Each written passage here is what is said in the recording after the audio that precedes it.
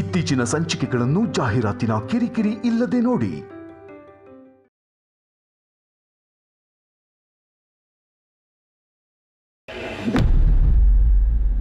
ಇವತ್ತು ಪ್ರೀತು ನಿಮ್ನೆಲ್ಲ ಬಿಟ್ಟು ದೂರ ಹೋಗ್ತಿದ್ದೇನೆ, ತುಂಬಾ ದೂರ ಹೋಗ್ತಿದ್ದೇನೆ.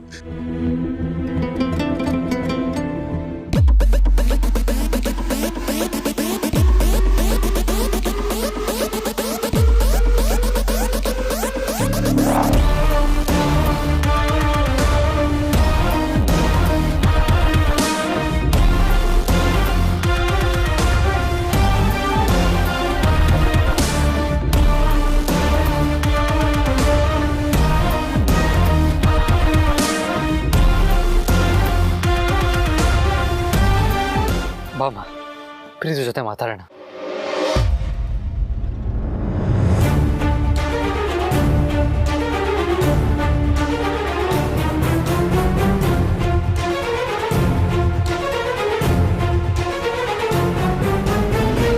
ಪ್ರೀತು ಇಲ್ವದಾ?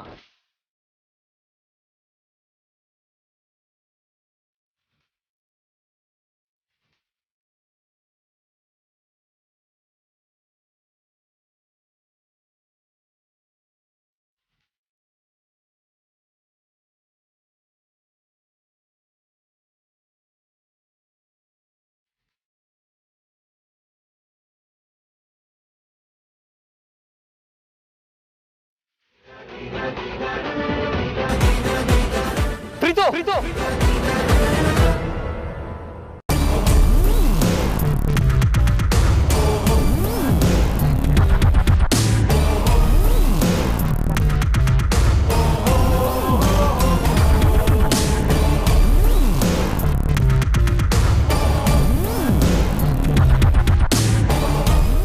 ಏನಾಗಿದೆ ಪ್ರೀತು ನಿನ್ಗೆ?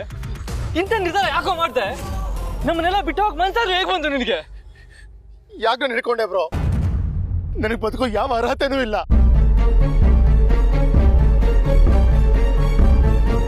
ಜನನಿಗೆ ಮೋಸ ಮಾಡಿದ್ದೀನಿ ನಾನು.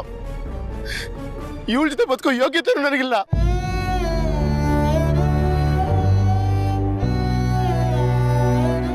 ನನಗೆ ಬೇಕಾಗಿರೋದು ಜನನಿ ಹೊರತು ಯಾವ ಮೌನಿಕನೂ ಅಲ್ಲ ಬ್ರೋ. ಆದ್ರೆ ಜನನಿಗೆ ಮಾತ್ರ ನಾನ್ ಬೇಡ.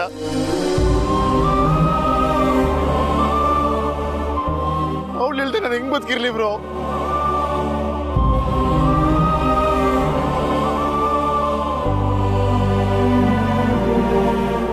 ಹೆಂಗ್ ಬದುಕಿರ್ಲಿ? ಪ್ಲೀಸ್ ತಡಿಬೇಡ ಬ್ರೋ. ಪ್ರೀತು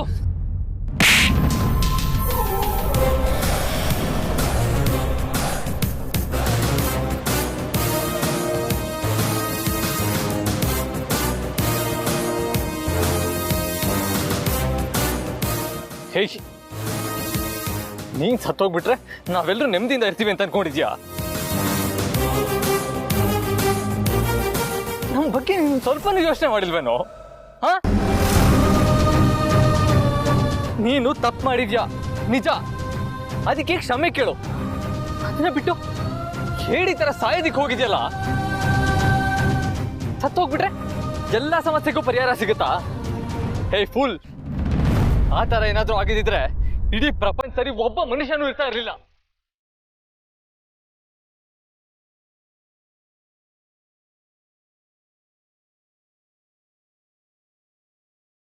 ಆದ್ರೆ ಜನನಿ ನಾನು ಯಾವತ್ತೂ ಕ್ಷಮಿಸಲ್ಲ ಬ್ರೋ.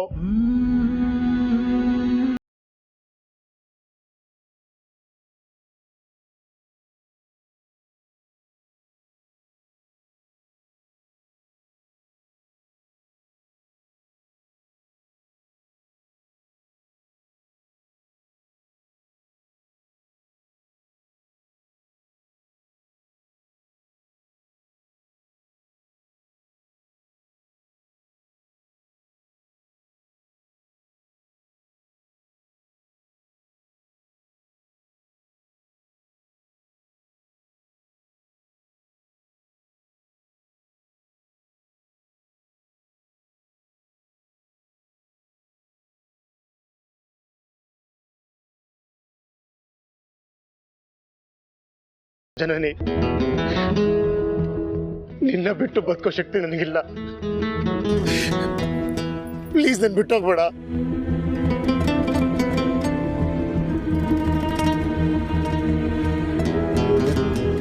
ನೀನಿಲ್ದೆ ನನ್ನ ಜೀವನ ಯಾವತ್ತೂ ಪೂರ್ತಿ ಆಗಲ್ಲ. ನನ್ನ ತಪ್ಪನ್ನ ಕ್ಷಮಿಸಿ.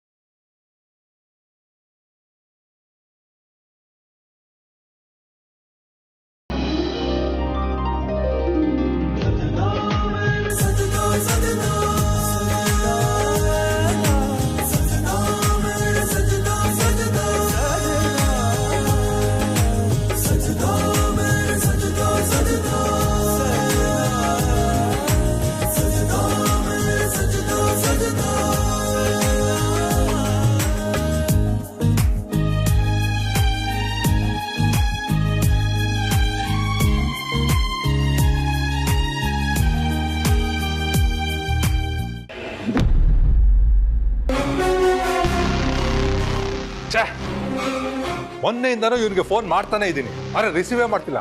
ನಮ್ಮ ಮೇಲೆ ಭಯ ಕಮ್ಮಿ ಆಗಿದೆ.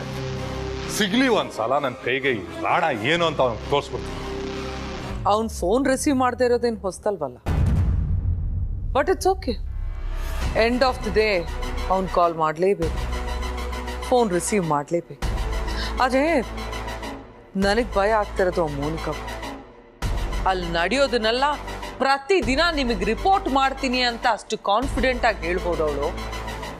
ಯಾಕೆ ಅವಳು ಮೊಬೈಲ್ನ ಆಫ್ ಮಾಡಿಟ್ಟಿದ್ದಾಳೆ ಅಂತ ಅರ್ಥ ಆಗ್ತಿಲ್ಲ. ಅರೋ, ನಾವು ಮೋನಿಕಾನ ಅಲ್ಲಿಗೆ ಹಾಗೆ ಕಳಿಸ್ಬಾರ್ದಾಗಿತ್ತು. ಅವಳು ಕುತ್ತಿಗೆಗೂ ಒಂದು ಕ್ಯಾಮ್ರಾ ಇಟ್ಟು ಕಳಿಸ್ಬಿಡ್ಬೇಕಾಯ್ತು. ಅವಾಗ ಅಲ್ಲೇನು ನಡೀತಿದೆ ಅಂತ ನಮಗೆ ಆಟೋಮೆಟಿಕ್ ಆಗಿ ಗೊತ್ತಾಗ್ತಿರೋದು.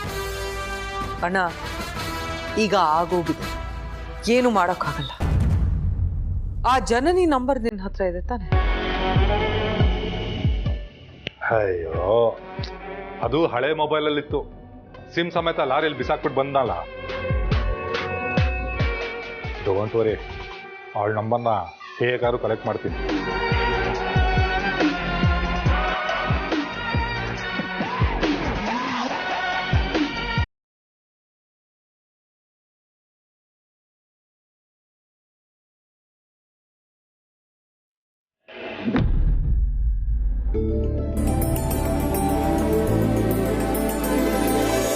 ಇನ್ಯಾವತ್ತೂ ಇಂಥ ಸಂದರ್ಭ ಬರದೇ ಇರಲಿ ಅಂತ ದೇವ್ರ ಹತ್ರ ಬೇಡ್ಕೊಂಡು ಅವ್ರ ಕೊರಳಿಗೆ ತಾಳಿ ಹಾಕಿ.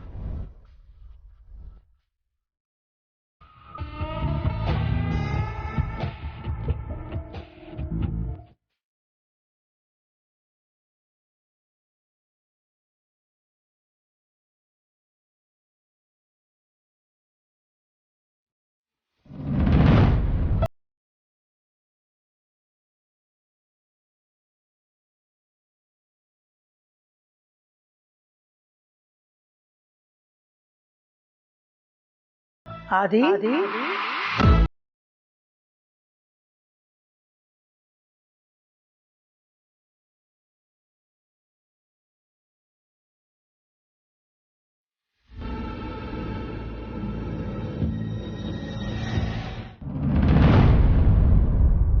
ಆದಿ, ಇಲ್ಲೇನ್ ಮಾಡ್ತಿದ್ದೀರಾ?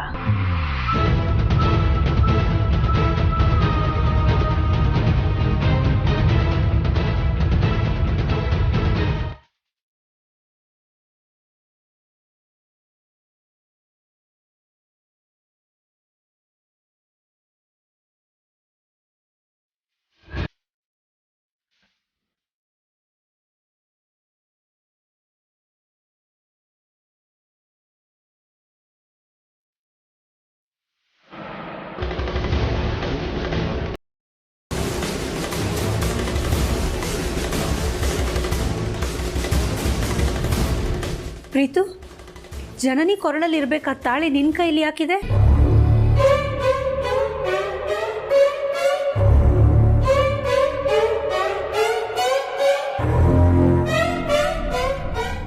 ನನಗ್ ಗೊತ್ತಿಲ್ಲದ ಹಾಗೆ ಎಲ್ರೂ ಸೇರ್ಕೊಂಡು ಏನ್ ನಡೆಸ್ತಿದ್ದೀರಾ?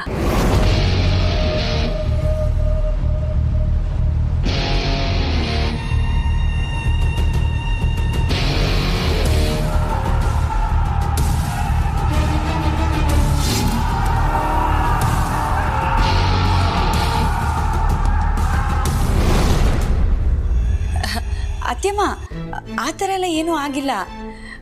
ಅದು ತಾಳಿ ಕೊಂಡಿ ಕಟ್ಟಾಗೋಗಿತ್ತು, ಅದಕ್ಕೆ ಅದನ್ನು ಹೊಸದು ಹಾಕ್ಸ್ಕೊಂಬಂದರು. ನಾವಿಬ್ಬರು ದೇವ್ರ ಮುಂದೆ ನಿಂತ್ಕೊಂಡು ನೀವೇ ಅವ್ರ ಕೊಳ್ಳಿಗೆ ತಾಳಿ ಹಾಕಿ ಅಂತ ಹೇಳ್ತಿದ್ವಿ ಅಷ್ಟೆ. ಹೌದಾ? ಎಲ್ಲಿ ಏನಾಗೋಯ್ತು ಅಂತ ಗಾಬರಿ ಆಗ್ಬಿಟ್ಟಿದ್ದೆ ನಾನು.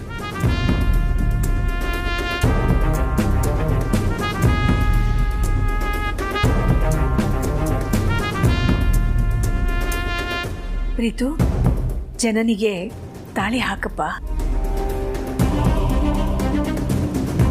ಈ ಸಮಾರಂಭಕ್ಕೆ ನಾನು ಸಾಕ್ಷಿಯಾಗಿರ್ತೀನಿ.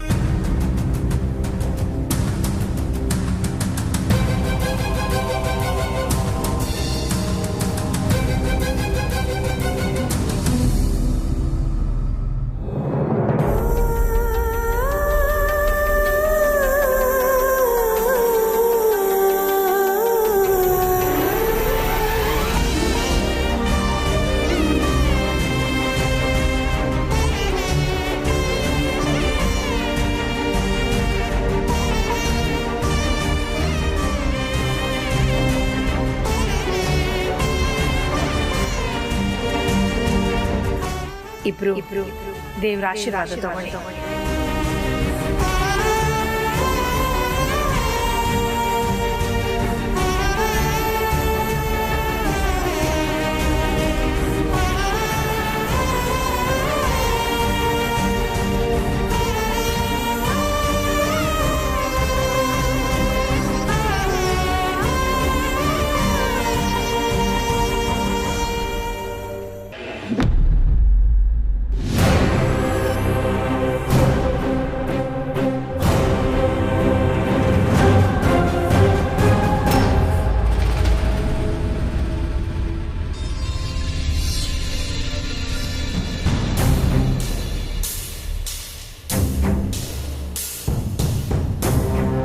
ಮೋನಿಕಾ, ಏನು ಯೋಚನೆ ಮಾಡ್ತಾ ಇದೀಯಾ? ಅದು ಅಪ್ಪ ಅಮ್ಮನ ತುಂಬ ಮಿಸ್ ಮಾಡ್ಕೊತಿದ್ದೆ. ಒಂದ್ಸಲ ಅವ್ರನ್ನ ನೋಡ್ಬೇಕನ್ನಿಸ್ತಿತ್ತು. ಹೌದಾ? ಅಷ್ಟೇ ತಾನೇ. ಈಗ ನಾನು ಹೋಗಿ ಫೋನ್ ತೊಗೊಂಬಂದು ಕೊಡ್ತೀನಿ. ನಿನಗೆ ಮನ್ಸಿಗೆ ಸಮಾಧಾನ ಆಗೋಷ್ಟು ಮಾತಾಡು, ಸರಿನಾ? ಇರು, ನಾನು ಹೋಗಿ ಫೋನ್ ತೊಗೊಂಬಂದ್ಬಿಡ್ತೀನಿ, ಫೋನಲ್ಲಿ ಮಾತಾಡು. ಇಲ್ಲ ಇಲ್ಲ ಇಲ್ಲ, ಅದು ಮಾತಾಡೋದಕ್ಕಿಂತ ನೇರವಾಗಿ ನೋಡಬೇಕು ಅನ್ನಿಸ್ತಿದೆ. ಅಯ್ಯೋ, ನೀನು ಇಲ್ಲಿಗೆ ಬಂದು ಕೆಲವು ದಿನ ಆಗಿದೆ, ಆಗ್ಲೇ ಹೋಗ್ತೀನಿ ಅಂದ್ರೆ ಹೇಗೆ? ನೋಡು, ನಿನಗೆ ನ್ಯಾಯ ಸಿಗೋವರೆಗೂ ನೀನು ಇಲ್ಲಿಂದ ಹೋಗೋ ಹಾಗಿಲ್ಲ. ನೀನೀಗ ಚಕ್ರವ್ಯೂಹಕ್ಕೆ ಸಿಗಾಕೊಂಡಿದ್ಯಾ. ಇಲ್ಲಿಂದ ನಮ್ಮ ಕಣ್ ತಪ್ಪಿಸಿ ಹೋಗೋದಕ್ಕೆ ಸಾಧ್ಯನೇ ಇಲ್ಲ.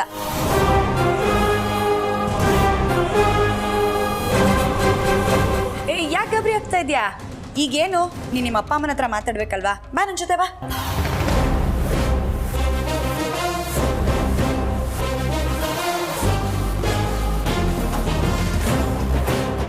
ಬಾ ಚೆನ್ನಪ್ಪಣ್ಣ, ಬಾ ಇಲ್ಲಿ. ಏನ್ ಪರು? ಬಾ.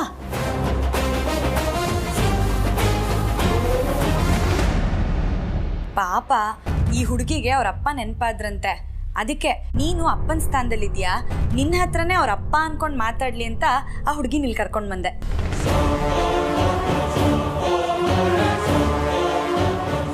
ಮೋನಿಕಾ, ಸದ್ಯಕ್ಕೆ ಇವ್ರನ್ನೇ ನಿಮ್ಮಪ್ಪ ಅನ್ಕೋ. ನಿನ್ ಮನ್ಸಲ್ಲಿ ಏನೇ ಬೇಜಾರಿದ್ರು ಹೇಳ್ಕೋ, ಇವರು ನಿನಗೆ ಸಮಾಧಾನ ಮಾಡ್ತಾರೆ. ಅಲ್ದೆ ನಿನಗೆ ಅಕ್ಕ ಅಣ್ಣ ನೆನಪಾದ್ರೆ ಹೇಳು, ಆ ಜಾಗನೂ ತುಂಬಾ ಮನ್ಸುಗಳಿದಾವೆ. ಆದ್ರೆ ನಿನಗೆ ತಾಯಿ ಸ್ಥಾನ ತುಂಬೋ ಸಾವಿತ್ರಕ್ಕ ಮಾತ್ರ ಇಲ್ಲ, ಊರ್ಗ್ ಹೋಗಿದ್ದಾರೆ. ಅವ್ರು ಇಲ್ಲಿಗೆ ಬಂದ್ ಕೂಡ್ಲೆ ಅವ್ರನ್ನೂ ಕೂಡ ನಿನಗೆ ಪರಿಚಯ ಮಾಡಿಸ್ತೀನಿ, ಆಯ್ತಾ?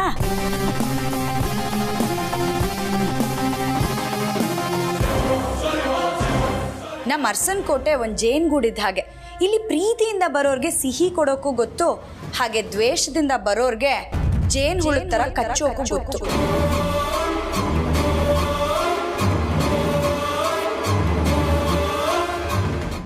ಸರಿ ಸರಿ, ನನಗೆ ಕೆಲಸ ಇದೆ. ಚನ್ನಪ್ಪಣ್ಣ, ನೀನು ಆರಾಮಾಗಿ ಇವ್ರನ್ನ ನಿನ್ ಮಗಳು ಅನ್ಕೊಂಡೆ ಮಾತಾಡು, ಸರಿನಾ? ಸರಿ ಪಾರು.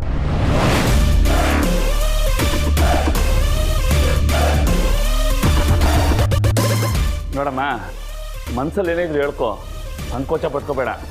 ನನಗೆ ನಿನ್ನ ವಯಸ್ಸಿನ ಮಗಳಿದ್ದಾಳೆ.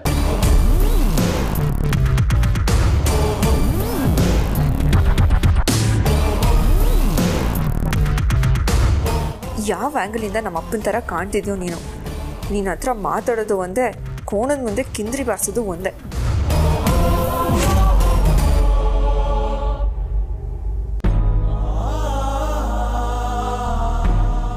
ಜನನಿಯವರೇ, ಏನಾದರೂ ಬೇಕಿತ್ತಾ?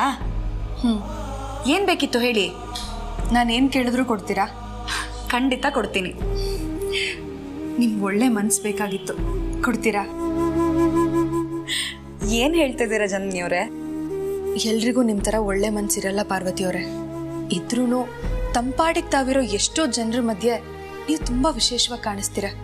ನಿಮ್ಮನ್ನ ನೋಡಿದ್ರೇ ಖುಷಿ ಆಗುತ್ತೆ. ಇದುವರೆಗೂ ನನ್ನ ವಿಷಯದಲ್ಲಿ ತುಂಬ ಸಪೋರ್ಟ್ ಮಾಡ್ತಾ ಬರ್ತಿದ್ದೀರ. ಇವತ್ತು ಅದನ್ನೇ ಮಾಡಿದ್ರಿ. ನನ್ನಿಂದ ಆಗಬೇಕಾಗಿದ್ದ ಅನಾಹುತನ ತಪ್ಪಿಸಿದ್ರಿ. ಇದಕ್ಕೆ ನಾನು ನಿಮಗೆ ಬರೀ ಥ್ಯಾಂಕ್ಸ್ ಹೇಳಿದ್ರೆ ಸಾಕಾಗಲ್ಲ, ಜೀವನ ಪರ್ಯಂತ ನಿಮಗೆ ಋಣಿಯಾಗಿರಬೇಕು. ಅಯ್ಯೋ ಜನನಿಯವರೇ, ಅಷ್ಟು ದೊಡ್ಡ ಮಾತು ಯಾಕೆ ಆಡ್ತೀರಾ? ನಿಜಾನೇ ಹೇಳ್ತಿದ್ದೀನಿ ಪಾರ್ವತಿಯವರೇ. ನಾನೇನೋ ಪ್ರೀತು ಮೇಲಿನ ಕೋಪಕ್ಕೆ ಅವ್ನು ಕಟ್ಟಿರೋ ತಾಳಿನ ತೆಗೆದು ಅವನ ಕೈಯಲ್ಲಿ ಇಟ್ಬಿಟ್ಟು ಹೊರಟ್ಬಿಟ್ಟೆ. ಆದರೆ ನೀವು ಭಾವನ ಕರ್ಕೊಂಡು ನಾನಿರೋ ಜಾಗಕ್ಕೆ ಬಂದ್ರಿ. ಬಂದು ನನ್ನನ್ನು ಸಮಾಧಾನ ಮಾಡಿ ವಾಪಸ್ ಮನೆಗೆ ಕರ್ಕೊಂಡು ಬಂದ್ರಿ. ಇಲ್ಲ ಅಂತಿದ್ರೆ ಅದು ಏನಾಗಿರ್ತಿತ್ತೋ ಏನೋ ಗೊತ್ತಿಲ್ಲ. ಒಂಟಿಯಾಗಿ ತವ್ರ ಮನೆಗೆ ಬರೋದನ್ನೇ ಇಷ್ಟಪಡದೇ ಇರೋ ಅಪ್ಪ ಇನ್ನು ನಾನು ತಾಳಿ ತೆಗೆದಿಟ್ಬಿಟ್ಟು ಬಂದಿದ್ದೀನಿ ಅನ್ನೋ ವಿಷಯ ಏನಾದರೂ ಗೊತ್ತಾಗಿದ್ದಿದ್ರೆ ಏನು ಮಾಡ್ತಿದ್ರು ಏನೋ. ಅಪ್ಪ, ನೆನೆಸ್ಕೊಂಡ್ರೆ ಭಯ ಆಗುತ್ತೆ.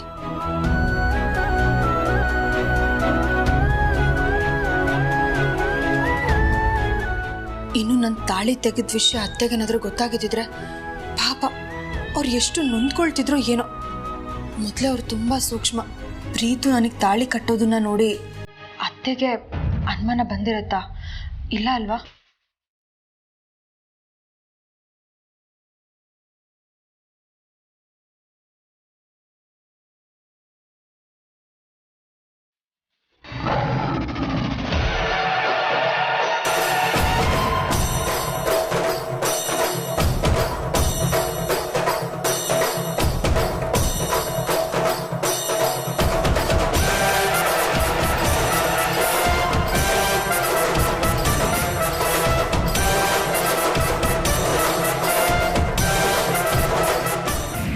ಕೊಂಡಿ ಕಟ್ಟಾಗೋಗಿತ್ತು, ಅದಕ್ಕೆ ಅದನ್ನು ಹೊಸದು ಹಾಕ್ಸ್ಕೊಂಬಂದರು.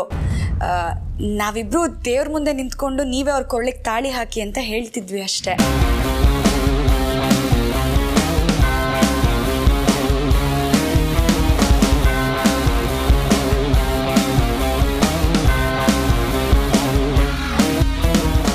ಅಖಿಲ, ಏನು ಯೋಚನೆ ಮಾಡ್ತಾ ಇದೀಯಾ? ರಘು, ನಮ್ಮ ಮನೇಲಿ ಎಲ್ಲ ವಿಷಯಗಳು ನಮಗೆ ಗೊತ್ತಾಗೇ ನಡೀತಿದೆ ಅಲ್ವಾ? ಅಂದರೆ ನಮ್ಮ ತಿಳುವಳಿಕೆಗೆ ಬರದೇ ಇರೋ ಥರ ಏನೂ ನಡೀತಾ ಇಲ್ಲ ತಾನೇ? ಯಾಕೆ ಪ್ರಶ್ನೆ ಕೇಳ್ತಾ ಇದೀಯಾ? ಜನನಿ ಕುತ್ತಿಗೆಯಲ್ಲಿ ಇರಬೇಕಾದ ತಾಳಿ ಪ್ರೀತು ಕೈಯಲ್ಲಿತ್ತು ರಘು.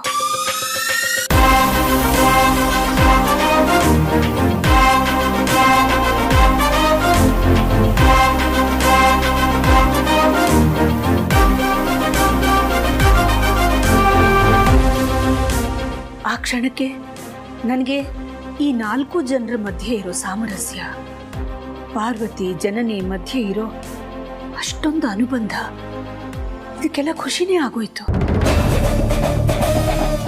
ಆದರೆ ಈಗ ಬೇರೆನೇ ಚಿಂತೆ ಕೊರಿತಾ ಇದೆ. ಏನದು? ಕಟ್ಟಾಗಿರೋದು ಬರೀ ತಾಳಿಯ ಕೊಂಡಿನ ಅಥವಾ ಪ್ರೀತು ಜನನಿ ಮಧ್ಯೆ ಇರೋ ಸಂಬಂಧನ ಅಂತ.